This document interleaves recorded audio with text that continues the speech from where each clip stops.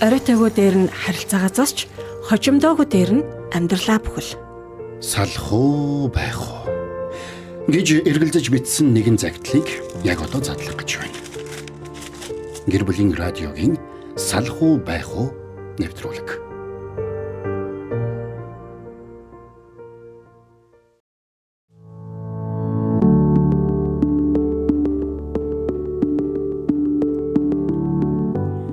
Гэр бүлийн радио 104.5 84.5 долгион дээр суугаад харуулan сонсож байгаа эрхэм сонсогч танд энэ өдрийн мэндийг хүргье. Гэр бүлийн радио 104.5-аас Батбих гэр бүлийг бий болгох зорилготой салах уу байх уу нэвтрүүлгийн цаашинхын дугаарыг яг одоо сэтгүүлч гэр бүл судлаач Амарсан намын бие танд хөтлөө өргөхөд бэлэн болсон байна. За салах уу байх уу нэвтрүүлэг бол одоо салалтын ирмэг дээр ирдсэн байгаа. Амьдралынхаа асуудлыг, зөрчлийг, харилцааныхаа асуудлыг шийдвэрлэж чадахгүй байгаа салах уу байх уу гэсэн яг энэ ирмэг дээр ирсэн яваа хүмүүс доктортой сэтгэл @gmail.com хаягт нэрээ нуцлан захидал бичдэг.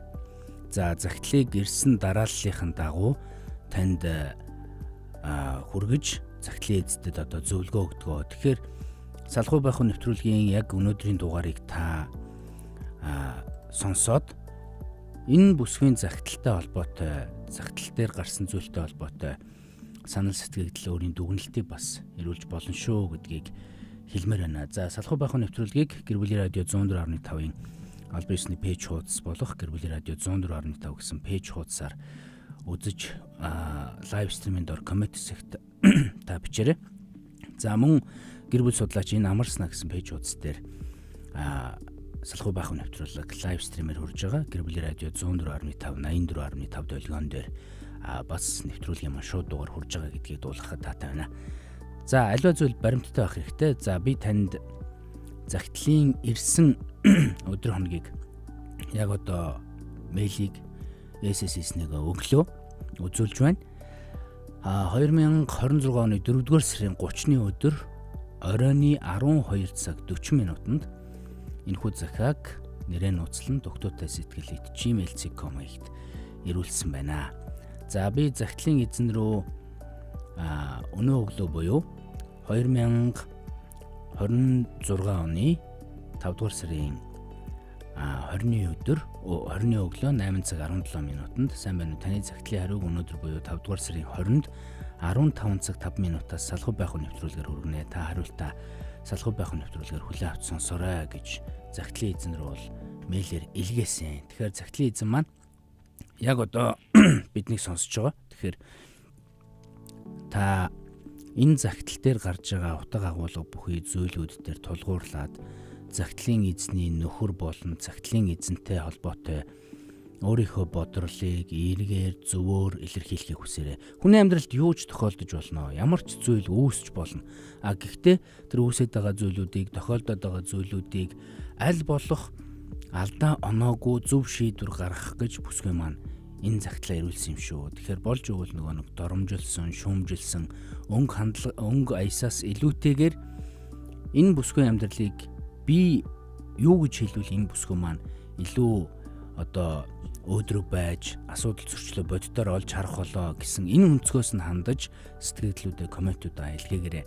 За мөн 9986 104 5 гэсэн мессеж шууд дугаар болон мессежний дугаар таны өмнө нээлттэй байгаа. Та мессежээр бас өөрийнхөө үзэл бодлыг илэрхийлж болно гэдгийг хэлье. За ингээд танд захидлыг би дуудаж өгье. Та захидлыг сонсчих явцдаа яг энэ бүсгийн амьдралыг яг ингээ боддоор нэг сайхан хараад үзээрэй, уншаад үзээрэй. Салах уу байх уу Facebook групп байдаг. Тэгээд энэ группт бас нэгдэж болно.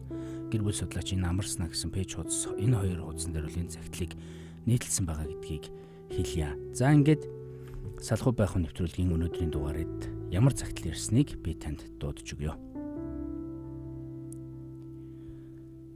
Сайн байна уу? Танд захиа очих өдрийн мэнд хүргэе. Нөхөр бид хоёр хамтдаа амьдраад яг 11 дэх жилдээ оржээ.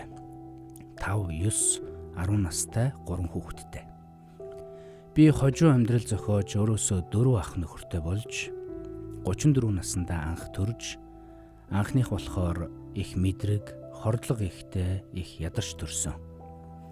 Хоолноос гарч туслаар бараг 7 сартай болтлоо амьдэрсэн гэхүү дээ. Дахиж хизээч төрөхгүй дээ гэж дотроо бодож байсан ч 3 сартай охиноо тэрчгээд дахиад бас жирэмсэн болсон байлаа. Дахин төрөхгүй гэж зүрх алдаж байсан хүн гидсэн дэх хүүхдээ авахулж зүрхлээгүй юм. Яагаад гэвэл охин минь гидсэнд байхад аав минь өвчнөр өнгөрсөн юм л да.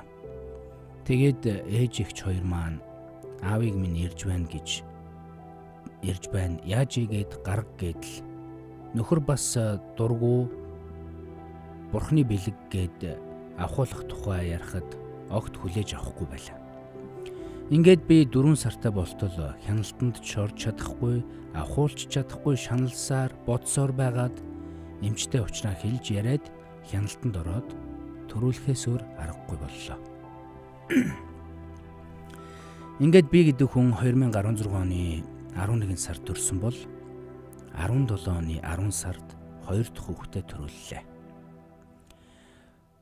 2 хүүхэд маань ихэр имшгэл дэрсхэн өслөө. Одоо охин хүү 2 гэхэд бие биенээсээ холдож бараг чадахгүй. Нэг ээш тийшээ бол маш их санана.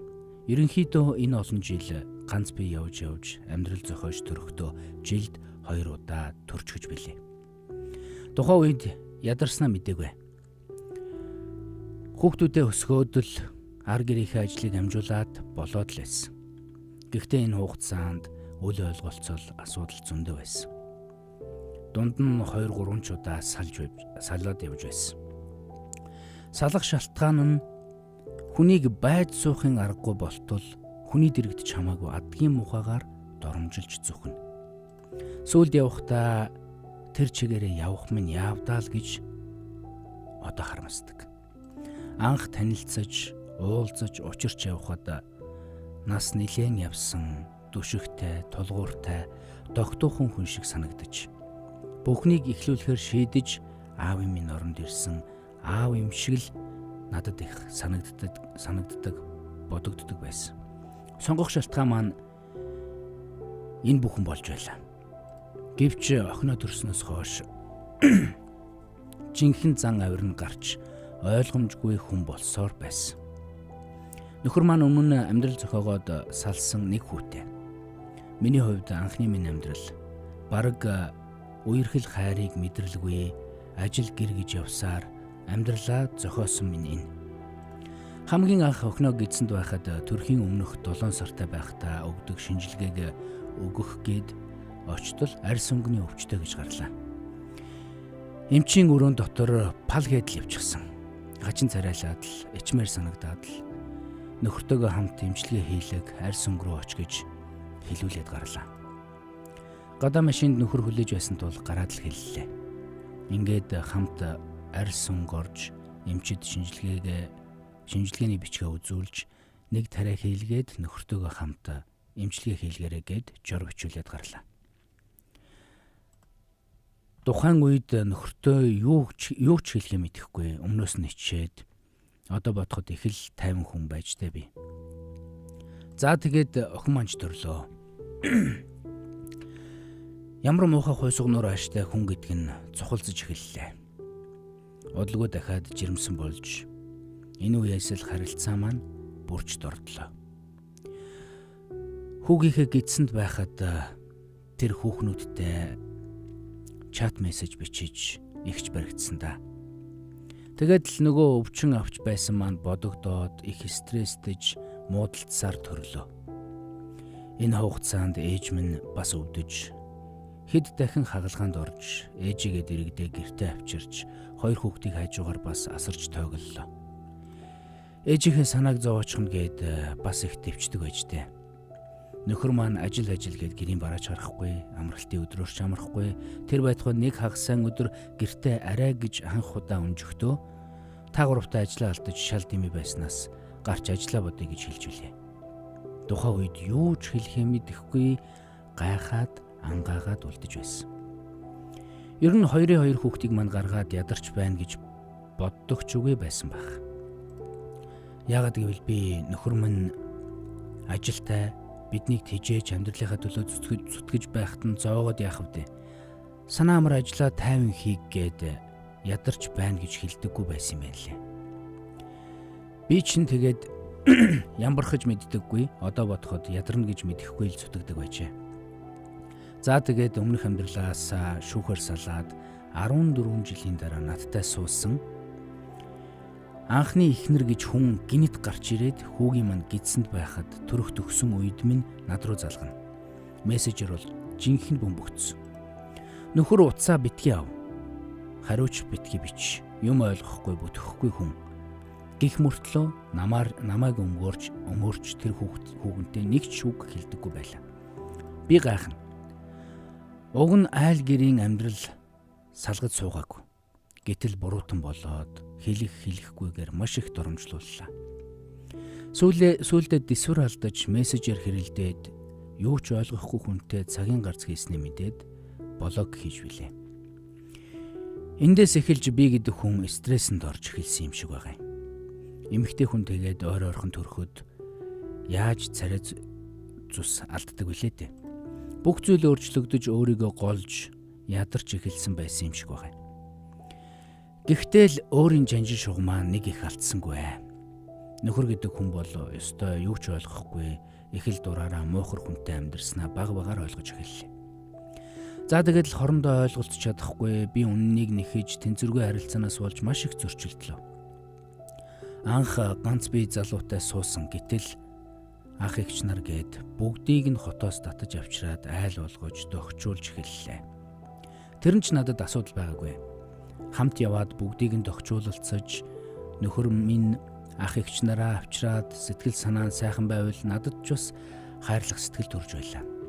Энэ олон жил ганцаархан амьдэрсэн хүнд ашгүйдээ болжтэй гэж л боддог байлаа. Удалгүй ээж минь өнгөрч би гэдэг хүн өнчөрч гоцроод маш их ганцаарддаг боллоо. Ээж минь ажил явдлаар нөхрийн төшөг тулгуур хадмуудын санаа тавилт их сайхан санагдаж тэд нартаа маш их баярлаж байсан. Ингээд төд удалгүй бид хоёрын хооронд үл ойлголцол улам их болж надтай ярилцаж шийдэх байтал 40 гарч байгаа том биетэй эр хүн эгч нартаа хов зөөж гүйгээд яаж игээд би буруутан болчих. Ёстой утгагүй санагдаж ямар инээдтэй хүн бэ гэд их л гайхаж тэр чинээгээр дургуйчих хурж зөвхөн бид хоёрын асуудал зөвхөн манайх гэдэг айлын амьдралаас болж гурвалжин дөрвөлжин хэрүүлтэй байдаг боллоо. Яг эндээс л би маш их сэтгэл зүйн дарамтанд орж эхэлсэн. Яагаад гэвэл хар багасаа би даасан хэрсүү охин би аав ээжээрээ бараг заалгаж үзээгүй хүнд их л төвхтэй хэцүү санагдаж байсныг хэн ч ойлгохгүй байх л та. Тэглээгээд би хазгай буруу гიშгэж яваагүй. Аав ээжийнхээ санааг нэг ч удаа зоож үзээгүй хүн шүү дээ. Хэрүүл гэдэг хүнийг хамгийн их зүдрээдэг юм билээ. Тэгээд ч хин маань удирдах ажил хийж байсан болохоор 18 шиг нөхрөө ингэж хов зөөж ямар ч үр дүнгүй миний бурууг гэрийнхэндээ үзүүлж асуудлаас зүгтэн чинээ үнэндээ санаанд ороогүй. Тэгээд ч манайхан бие биенийхээ амьдралд оролцож хүндэтгэлгүй хандаж хүргэн бэрээ буруутгаж байдаггүй болоод ч тэрүү надад ямар ч утгагүй ёстой тэнэг санагддаг байлаа. Ер нь бол гэр бүлийн хүмүүжил ухамсарын хувьд шал өөр орчинд өсөж хүмүүжсэн гэдгээ маш их сайн ойлгож энэ байдал өөрчлөгдөхгүйд нь ёстой бачимдаж бие даасан үзэл бодол амьдралд хандах хандлага маань ямар ч утгагүй өөрийгөө ч заримдаа ойлгохгүй маш их бачимддаг болсон байсан. Нөхөр жижигхэн зүйлийг дандаа уулын чинээ болгож айхтар хэрүүл хийж орилж хашгирч намайг элдвээр доромжилдог боллоо. 2 хүүхдээ аваад дүүргөө хотод очиод хэсэг байлаа. Яг ковидын үед л дээ. Тэр үедээ л шүд зугаад салах байсан юм гэж одоо дандаа боддог. Дүү маань ажилласаа яриад хаалгаад өгчхөө мартсан байгаад гинэт нөхөр найзтайгаа орж ирээд 2 хүүхэд маань аавтайгаа уулзаад тэнгэрлэг оршихуушгил юм оройжин боллоо. Нөхөр ч их царай алдсан гунцсан харагдлаа. Ингээд л хүүхдүүдэд хараад л их хүний зөөлөн сэтгэлээр Хүүхдүүдээ хараад өрөвдөөд буцаж гэртээ ирлээ. За ингээд бидний байхгүйд хэд хэдэн хүнтэй чаталж, уулзаж байсныг санамсаргүй байдлаар мэдэж өөрийн нүдээр уншиж харлаа. Ингээд л миний хувьд эргэж ирсний ямар ч хэрэг байхгүй. Би ямар тэнэг хүн бэ гэж өөрийгөө зүхэж буруутгаж суулаа. Тэглээгээ дахин салж явах бодол надад байсангүй. Нэг удаа уулзахар шийдээд итгэж үзэхээр дотроо шийдсэн байлаа. Харин одоо бодоход дахин хэцүү санагдвал бид хоёрын хооронд эргэж буцаж явахгүй нэг мөсөн явандаа гэсэн бодол миний дотор байсан баг. Нөхөр бол гимссэн шинжгүй байсан. Ер нь энэ их алдаа гаргачаад нэг ч удаа уучлалтгүйж миний буруу гэж хөлж үзээгүй юм л дээ. За ингээд удалгүй дахин жирэмсэн болцтой мэдлээ. Ёстой л ээж минь ирж байгаа байх гээд тэгээд ч хоёр хүүхдийг нэг тооц гэдэг үг байдаг да. Дахиад төрий гэж би өөрөө ч бодож шийдсэн. Нөхөрч бөөн баяр байлаа. Энэ хамт амьдрах хугацаанд нөхрийн хүү бол байнга ирж бидэнтэй хамт ихэнх хугацаанд амьдарч байлаа. Хөөхөн ч хүү, ухаантай ч хүү. Бид хоёр илэн далангүй ярилцаж маш сайн ойлголцдог байсан. Одоо 90 цент хүрч болох гэж байгаа л да. Аавынхаа хүүхнүүдээс болж бид хоёрын муудалцахад хүүн том болсон болохоор намайг ойлгож, аавыгаа буруутгаж, бас дотроо маш их хямарч байгааг нь харж ойлгодог байлаа. Яг үнэндээ аав нь ээж нь хүүдээ нэг их анхаарал халамж тавьж чаддаггүй хүмүүс л дээ. Яалтчгүй манай хүн хүүгийнхээ бүх хэрэгцээг бол хангадаг л байсан. За тэгээд 2021 оны хавар яг ковид үед баг хүн манч төрлөө. Энэ өвчнөж сэтгэл зүйд нөлөөлж нялх нойтон хүмүүс бас ах эгч хоёр нь жоохон тул халдвар авчихвэ гэж маш их айдастай стресстэй байлаа. Ингээд он гараад өр хүүхдүүдийнхээ эрүүл мэндийг бодвол цагаан сарыг алгасаж болох байтал нөхөр хийнгээд цагаан сардаа 3 хүүхдийн хажуугаар бэлдэж эхэллээ. Ингээд би гэдэг хүн ойрхон төрсөн болохоор дархлаа байхгүй байсан болоо да. Дэлгүүрээр явж байгаад өнөөх ковидын халдвар авч баг хүүдээ халдааж бид хоёр авдлоо. Цагаан сарын тэр их ажил болоход нөхөр бол ажилласаа өөр юм мэдэхгүй олон жил явсан та. Хоёр томьёогоо хадам ихчийг рүү явуулаад өөрийнхөө ихчийг гэртээ авчирч хүүгээ харуулад гэрийн хорионд эмчийн бичиж өгсөн эмчилгээний дагуу эмээ угаад байлаа. Ёстой мохоо өвчин хамаг бие маань шархирж өвдөж хэд хоногийн дараа эмчилгээний үр дүн гарч гайгүй болсон. Ямар ч байсан.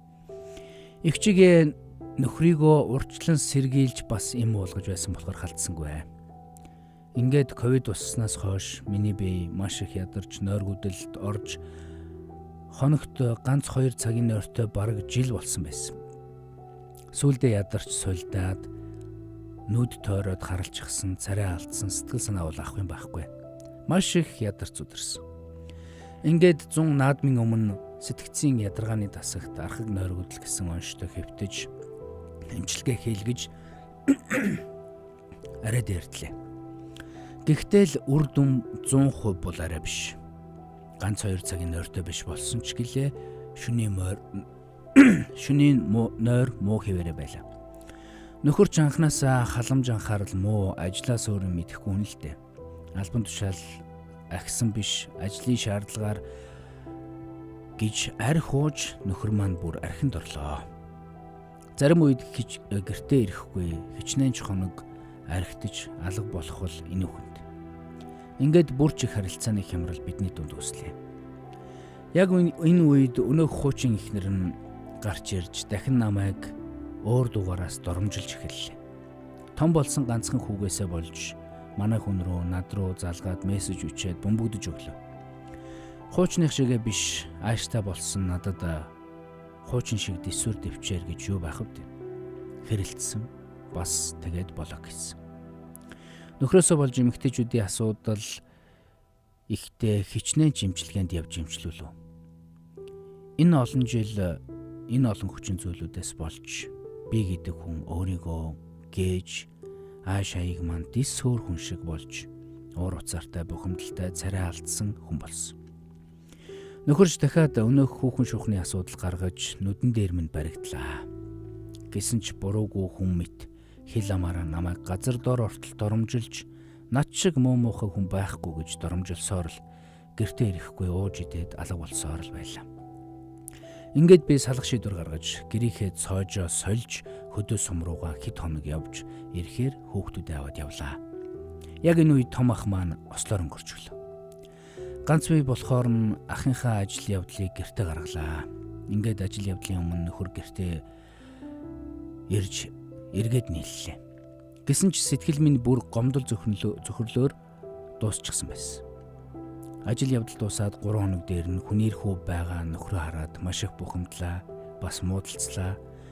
Өнөөх цоожоо сольсон би буруутай болж хүүхэнтэй явуулсан өөрөө бол буруугүй хүмүүст аашилж намайг тэр шөнө гэрээс хөөж хүүхдүүдэд айлгаж үйл тамыг минь үзлээ. Цойд зургаач ивдлээ. Гэсэн ч эмэгтэй хүн гэдэг сони юм байна лээ. Зовлон өгөх тусам даагаад байдаг хүмүүс шүү. Түүнээс хойш хүүхэн шүүхний асуудал гайгүй болсон ч гэлээ арх гэж айхтар юмнаас салсангүй. Ингээд ажилгүй боллоо. Яг ийм үед салаад орхиод яв зүрхэлсэнгүй. Хамт амьдарсаар байх уу, салах уу гэж эргэлзээд амьдарч байна да. Хэрүүл хийх болгонд үг хэлээрэ бол жинхнээсээ хичнээн чудаа өхүүлж газар дор ортол минь доромжилж зовоодог гэж санана. Амьдрал зохиосноос хойш гэртээ суугаа намайг хардаж бас доромжилж зовоно. Энэ олон жил асуудал бэрхшээл гарах үед хизээч нөхрөөсөө нүүр буруулж өөршгөн амьдралдаа сэв суулгаж үтсэнгүй. Тэгээд ч худал хурмаг зүйлд анханасаа би дургуун л дээ. Бас ойлгодог ч үгүй. Ер нь бол асуудлаас зугтаж биш шийдэх гэж л өдий хүрлээ. Харамсалтай нь ахиц амжилт юу ч алга. Хүн хүнийг өөршгөл боддог юм шиг байна. Яг үнэндээ ядарч сүлдсэн, ямар ч хүч тамиргүй, гэрч шигдсэн, сэтгэл готралтай арчаагүй нэгэн болцоход байгаагч анзаарах сөхөө ойлгох ухаан энэ хүнд байхгүй. Мэдээж ганц нөхрийн буруу гэж бас хэлж чадахгүй. Хэн хэний маань буруу байгаа ах. Гэхдээ ихэнх хэрүүл нөхрөөс л гардаг. Одоо зүрх минь ч өвддөг болсон. Ер нь бие минь их сулдж, мөнхийн ядарч суудаг болсон. Залхаад салыг зөндөө учирлаад хэлэхэд итгэдэггүй юм шиг байна. Намайг ингээд байж л байх юм шиг боддог байхуд бол энэ амьдрсан хугацааныхаа амьдралыг АБ-г бүгдийг нь бичээд байвал дуусшгүй урт захаа болох байхаа. Ингээд энэ хүргээд цагтлаа дуусгая. Танай нэвтрүүлгээр ороод зөвлөгөө сонсож ярилцвал надад бас олж хараагүй зүйлийг минь ойлгуулах болов бас ойлголцож чадахгүй ямар ч шийдэлд хүрч чадахгүй асуудлыг шийдэж чаддаггүй нөхөртөө надад ямар нэгэн гарц гаргалгаа гарч ирж магадгүй гэсэн үднээс бодож танай нэвтрүүлэгт хандлаа. За ийм нэгэн захааг бичиж ирүүлсэн. Дугтуудаа сэтгэл @gmail.com хаягт энэ захаа 2026 оны 4-р сарын 30-ны өдөр нийтлэгдсэн. Тэгээд захидлыг та сонссон баха. Тэгээд гэр бүлийн радио 104.5-ын пэйж хуудас, гэр бүл судлаачийн амарснаа гэсэн пэйж хуудсан дээр явж байгаа лайв стримийн доор яг энэ захидлыг одоо бүсгэн маань сонсож байгаа учраас, үзэж байгаа учраас үзэгч та сонсогч та надтай хамт энэ бүсгүйд бас урам зориг өгөөрэй. Энэ бүсгүйд хүргэх зөвлөгөөгөө та бас надтай хамт дайж хүргэж болно.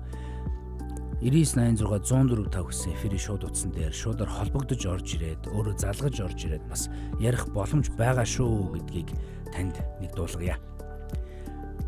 За тэгээд би энэ бүсгийн загталт өөрийнхөө бэлдсэн зөвлөмжийг хүргэе. Таны захааг уншихад маш олон жилийн ядаргаа, ганцаардал, гомдол, дэвчээр, айдас бас хүүхдийнхээ төлөө өөрийгөө хойш тавьсаар ирсэн эмэгтэй хүний амьдрал бүхлээрээ мэдрэгдэж байна. Та үнэхээр энэ их ачааг ганцаараа өөрч иржээ. Энд хэд хэдэн зүйл маш тод харагдаж байна. За ойр ойрхон төрсөн явдал байна. Нэгдүгээрт, хоёрдугаарт бие махбодын асар их ачаалал. Нөхрийн тань урвалт, худал хурмаг байдал, эмэгтэйчүүдийн асуудал, доромжилж, орилж, хүний дэргэд гутаадаг харилцаа. За дээрэс нь аригталт, асуудлаа их нэртэйгээ биш ах эгч рүүгээ зөөдөг байдал. За ковидын үеийн өвчний нөхцөл байдал, сэтгэл зүйн асуудал, нойргуудал, сэтгцийн ядаргаа, аав, ээж, ахынхаа гарцыг амссан байдал, өөрийгөө алдаж эхэлсэн мэдрэмж зэрэг маш олон зүйл энэ загтал дээр байна. Таны бичсэн загтал дээр байна. Тэгэд энэ бүхэн нийлээд таныг олон жил амьд үлдэх юм горимд одоо байлгасан байна л та. Өөрөөр хэлбэл та амьдралаа мэдэрч амжаагүй, зөвхөн дисч, зохицуулж, үр хүүхдээ хамгаалж амьдралаа авч явна, гэр бүлээ бүтэн авч явна гэсэн энэ мэдрэмжтэй өдий хүртэл явсан байна. Нэг маш чухал зүйлийг хэлмээр байна. Нөхөрт нь уурлах, доромжлох, бурууга өөрлөж нь эргүүлэх, өөрөө алдаа гаргасан ч таныг буруутгах, асуудлаас зүгтэх, аригтах, таныг сэтгэл зүйн хувьд зөвхрүүлэх хэмжээнд үгээр дайрах. Энэ бол ердийн нэгэн асуудалтай зөрчилтэй гэр бүлийн харилцааны нөхцөл байдал биш ээ. Энэ бол сэтгэл зүйн хүчирхийллийн шинжүүттэй харилцаа. Гэр бүлийн харилцаанд байж болохгүй зүйл бол нөгөө хүчирхийллийн асуудлууд байдаг. Хүчирхийлчин дотор төрөлтэй бие махбодын хүчирхийлэл, сэтгэл зүйн хүчирхийлэл, эдийн засгийн гэл нөгөө төрлүүд байгаа шүү дээ. Сэтгэл зүйн хүчирхийлэл бол бие махбодын хүчирхийллээс дутгааргүй хүнийг дарчлаадаг, зовоодог тийм зүйл. Тэгэхээр энэ нөхцөл байдлыг та шийдэхийн тулд, уул үндэстэй харахын тулд та мэрэгжлийн зөвлөгөөг ирээд авах нь өөрөө зөв шүү гэдгийг юуны түрүүнд онцлоё. Би та хоёрт асуудлаа бүрэн тодорхойлж, хийнтэйгээ сайхан харилцах 3-6 сар хэрэгжүүлэх зөвлөмжийг бэлтгэж өгнө. Та нөхөртөөгөө хамт хосын зөвлөгөө авах нь өөрөө чухал шүү.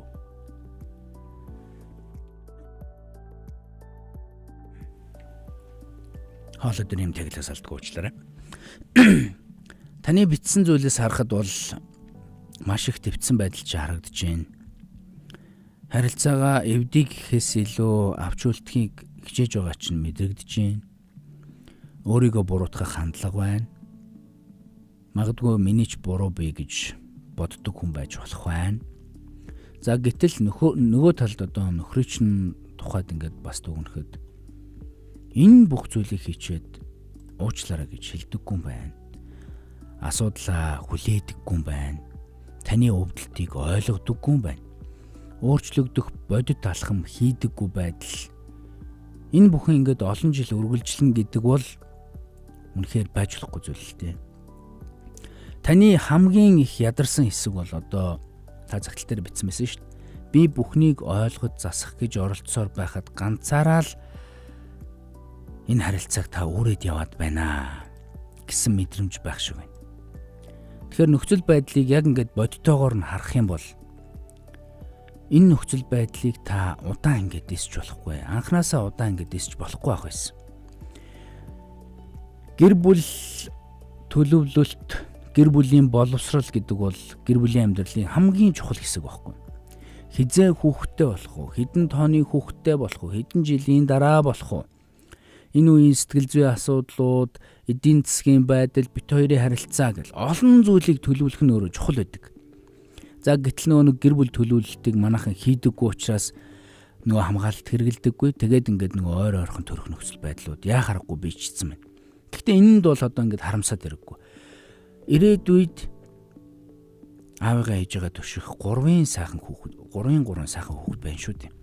Тэгэхээр энд одоо нэгэнт өнгөрсөн зүйлд ингээд харамсаад тэгдэг байж ингэдэг байж гэж өнгөрснөөсөө зуурлаа гэд ямар ч сайхан зүйлийг бүтээхгүй. Тэгэхээр болж өгвөл энэ харилцаагаа одоо яах вэ гэдэг зүйл дээр төвлөрөх хэрэгтэй.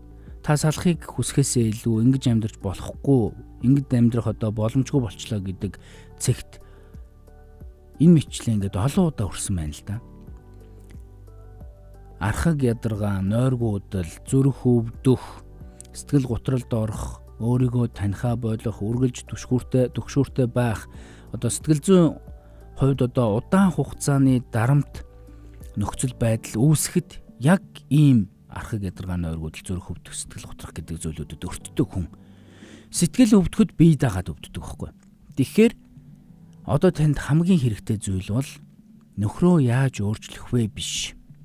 Харин би өөрийгөө яаж аварч үлдэх вэ гэдэг энэ чухал нөхцөл байдлыг та юуны түрүүнд барих хэрэгтэй. Та өөрөө хүчтэй байж иж энэ амьдралыг аврах уугүй юу гэдэг шийдвэрийг та гаргаад тэр шийдвэр дээр чинь тулгуурлаад таны нөхөр үндснээ ухамсарлуул ойлгуул хоёрын харилцаа сайхан болно. Та нарыг хоёрын хүүхдүүдийн нөхцөл байдлууд ч гэсэн дээрдэж эхэлнэ. Тэгэхээр болж өгвөл өөрийгөө барих нь өөрөө чухлаа. Түрүү хэлсэнчлэн нөхрөө яаж өөрчлөх бэ биш. Харин би өөрийгөө яаж аварч үлдэх вэ гэдэг дээр та ойрын хугацаанд төвлөрөөрэй. За ингэж төвлөрөхөд хэрэгтэй 5 чухал зүйлийг 5 чухал өнцгийг би танд санал болгоё. Нэгдүгээрт өөрийгөө буруутгахаа баг багаар зогсоо. Та энэ айлыг авч явахын тулд маш их зүйл хийсэн. Хэтэрхий хичээсэн байж магадгүй. Тэгэхээр одоо өөрийгөө буруутгахаа боль. Би ийм байсан учраас би ийм учраас гэж өөртөө одоо хатуу байдлаар битгий ханд. Хоёрдугаарт би эрүүл мэндэ заавал дахин үзүүл. Архаг стресс олон жилийн дараах зүрх мэдрэл, даавар, дархлаанд хүчтэй нөлөөлдөг. Тэгэхээр би эрүүл мэндтэй санаа тавь. За 3 дугаарх чухал зөвлөмж бол санхүү. Амьдралын бие даасан байдал бол өөрөө нөгөө санхүү мөнгнөөс их үүдэлтэй байдаг шүү дээ. Тэгэхээр нөгөө магадгүй энэ нөхцөл байдал эсрэгээрээ эргээд аварч үлдэж чадахгүйгээр одоо салах хэмжээнд очивол шууд сал гэж хэлж чадахгүй. Гэхдээ тийм байдалд очивол та санхүүгийн хувьд амьд үлдэж чадах уу? Ар гэрээ энэ 3 хүүхдийн хэрэглээ, зардал бүх зүйлийг та шийдэж чадах уу? Энэ дээр та бие дааж өөрөө ингэж тусгаар тогтнох хэрэгтэй. Төдийгөөс өдийг хүртэл 34 настайгаас өдийг хүртэл ингэж явцсан гэж бодоход одоо нөгөө гэртээ хүүхдээ хараад суудаг ээжүүдийн хувьд бол нөгөө санхүү нөхрөөсөө 100% хамааралтай хараатай болчдөг. Тэгэхээр энэ асуудлыг зохицуулах. За 4-р зүйл нь ганцаараа бүхнийг даахаа боль. Ажлын нөхцөл байдлыг нь менеж хийлгээд зарим зүйлийг нөхөртөө өргөл. Танд мэрэгжлийн сэтгэл зүйн дэмжлэг үнэхээр хэрэгтэй болсон байна. Тэгэхээр яг энэ нөхцөл байдлыг боддоор даван туулахын тулд та яг ганцаараа ирээд яг энэ сэтгэл гутрал, өөрийнхөө хувийн сэтгэл зүй энэ байдалтай холбоотой эдгэрэх, өөрийгөө босгох ийм зөвлөмжийг авах нь өөрөө чухал. За 5 дугаарт хүүхдүүдийнхээ өмнө болж буй одоо энэ орилж хашгирах, доромжлох орчныг ноцтой гэж үзээрэй. Чи энэ байдлаа таслан зогсоохгүй бол би дараагийн арга хэмжээг авна шүү гэдэг нөхцөл байдлыг хүртэл бодох хэрэгтэй. Аав ээж хоёр нь бие бинийгээ бодоод, өөрсдийг нь бодоод байгаад байгаа мөртлөнгөө хоорондоо ийм орилж хашгирсан ийм нөхцөл байдлыг үүсгэж байна гэдэг хүүхдүүдэд их сөргөнлөд. Хүүхдүүд дуугүй өсдөг ч гэсэн энийг мэдрэхгүй юм шиг харагддаг ч гэсэн дотроо маш хүчтэй шархалж идэг. Тийм учраас яг ийм орилсон хашгирсан нөхцөл байдлыг хүүхдүүдэд үзүүлмээргүй байна гэдэг байдлаар нөхөртөө илэрхийлж хоёлаа мэрэгжлийн үнээс зөвлөгөө авъя. Энэ асуудлаа боддоор шийдэе гэдэг байдлыг нөхөртөө хэлээд үзээрэй. Тэгээд энэ Facebook-ийн линкийг та нөхөр рүүгээ явуулаад би ийм загтал үтсэ, ийм хариуг өгсөө, хоёлаа ингээд асуудалтай бодтой хандъя гэдэг байдлаар нэг үзүүлээд нөхөр чи юу гэж хэлэх нь вэ? Тэгээд хамтдаа ирээ зөвлөгөө авах нь илүү үр дүнтэй шүү.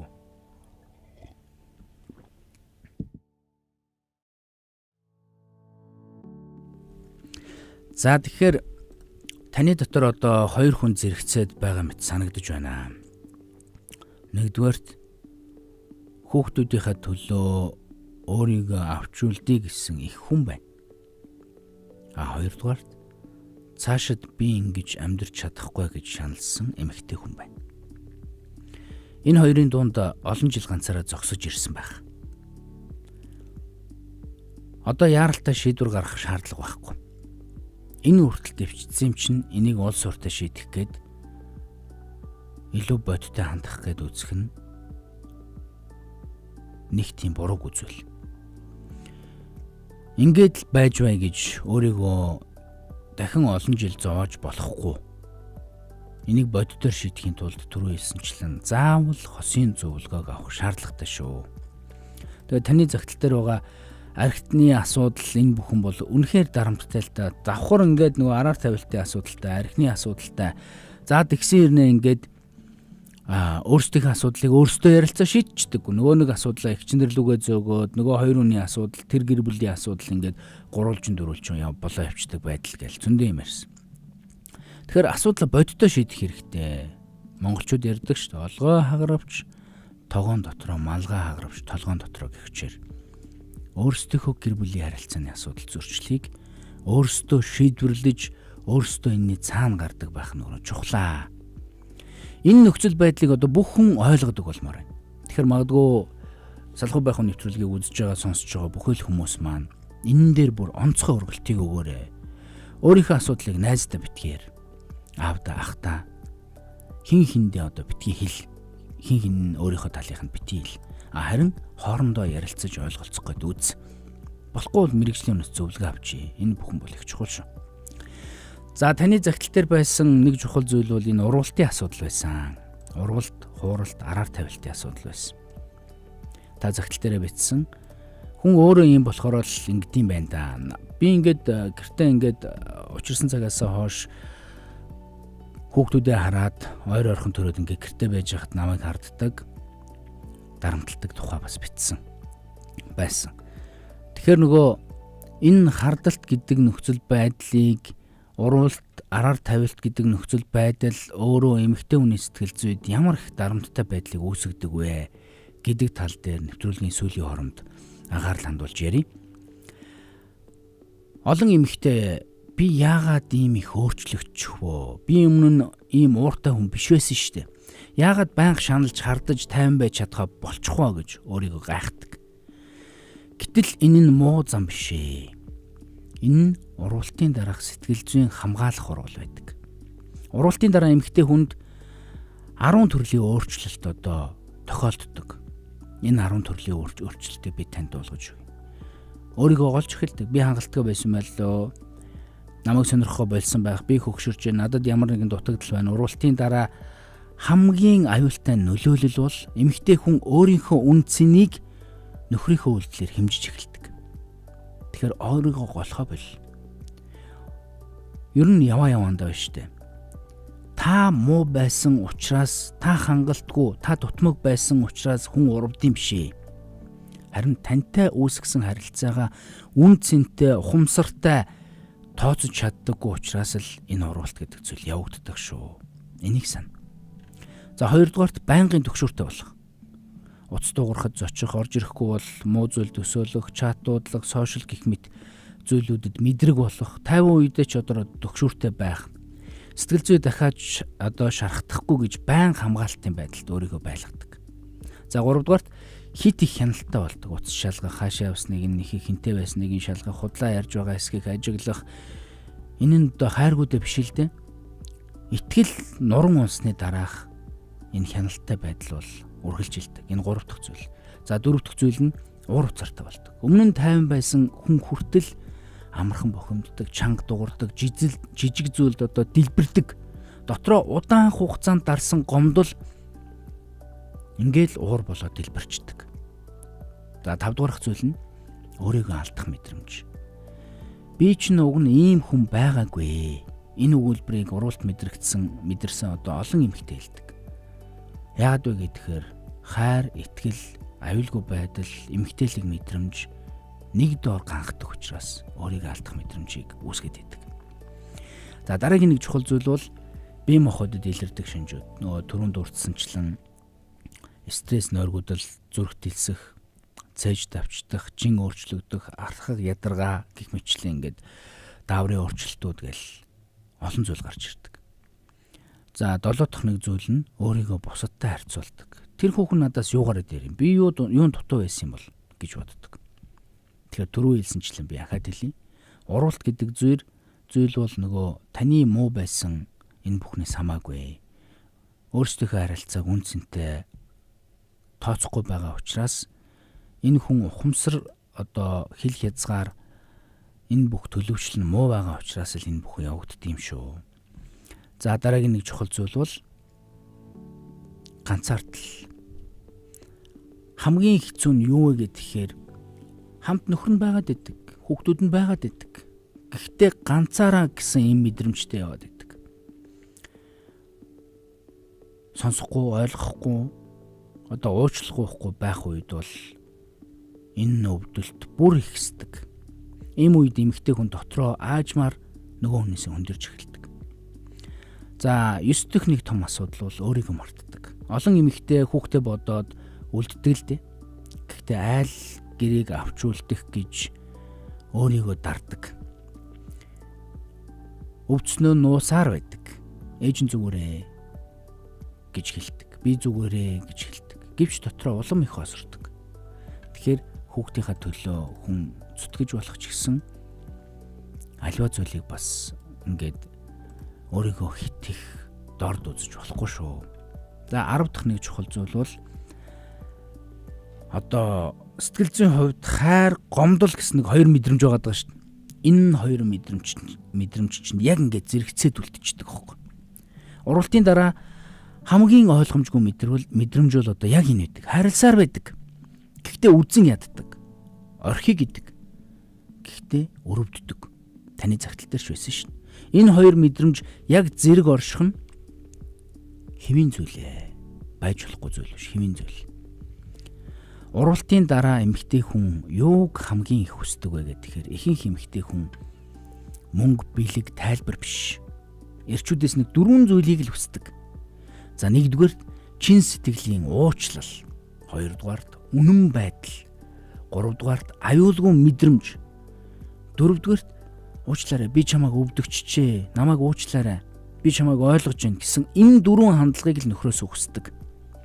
Тэгэхээр эрчүүд минь ээ, баригдсан бол баригдсандаа битгий уурал. Өөрийгөө битгий хамгаал.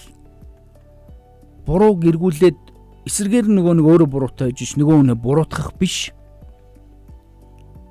Буруугаа хүлээн зөвшөөр. Чи хэтрүүлээд байна. Би тэгээгүй гэдэг байдлаар ингээл хамгаалтыг үүсгэж яваад байдаг. Тэгэхээр битгий эзэж битгий ингэж ханд. Ингээд ахаар чин шарах эдгэрхгүй удаан үргэлжилт юм аа. Уучлаарай гэж чин сэтгэлээс нэг хэлчихэд тэрийгэ давтахгүй бол эмэгтэй хүн марчдаг, уучлцдаг. Тэгэхээр энэ бүх нөхцөл байдлуудыг хамгийн сайн хийж үзээрэй. Захаа урт байсан учраас нэвтрүүлэг маань зөвлөмжөө бүрэн хүргэж амжсангүй. Тэгэхээр яг энэ нэвтрүүлгийн дугаарыг сонсож байгаа бүсгүйчүүд маань ийм амьдралыг удаан тавьчих болохгүй шүү. Эрчүүд минь ийм байдалтай удаан байж болохгүй шүү. Та хоёр нэг нэгнийгээ шархлуул, зовоож аз жаргалгүй амьдрна гэж гэр бүл болоогүй үсттэй. Тэгэхээр та хоёрын харилцаанд ямар нэгэн зөрчил маргаан байгаа түүнийг ойлголцож шийдвэрлэж чадахгүй бол мэрэгжлийн хүнд заавал ханддаг байгаарай гэдэг үгээр өнөөдрийнхөө дугаарыг жаргая. Салхуу байх нэвтрүүлгийг Дугтуйтай сэтгэл@gmail.com хаяг дээр ирсэн загтал дээр тулгуурлан хүргэдэг. Өнөөдөр нэрээ нууцлан бичсэн нэгэн бүсгүйн загтлыг танд хүргэлээ. Гэр бүлийн радио 104.5-ын салхуу байх нэвтрүүлгийн дугааруудыг та YouTube-ээс үзэж болно. Тэгээд өнөөдрийн дугаартай хамт байсан, үзсэн, сонссон бүх хүмүүстээ баярлалаа. Үргэлжлүүлээд гэр бүлийн радиогийн хөгжим мэдээллүүдийн хөтөлбөртэйг хамт байгаарай. Амьдран гэж шийдээд гэр бүлтэй болсон л бол амархан дуусгаж болохгүй. Эвдэрсэн итгэлцлээ засч эрүүл харилцаа бий болохыг хүсэж байгаа бол та Дугтуйтай сэтгэл@gmail.com хаягаар нэрээ нууцлаад загтал илгээж мэрэгжлийн хүнээс зөвлөгөө аваарай. Дараагийн удаа таны загтлыг задлж ярилцъя. Салхуу байх нэвтрүүлэг.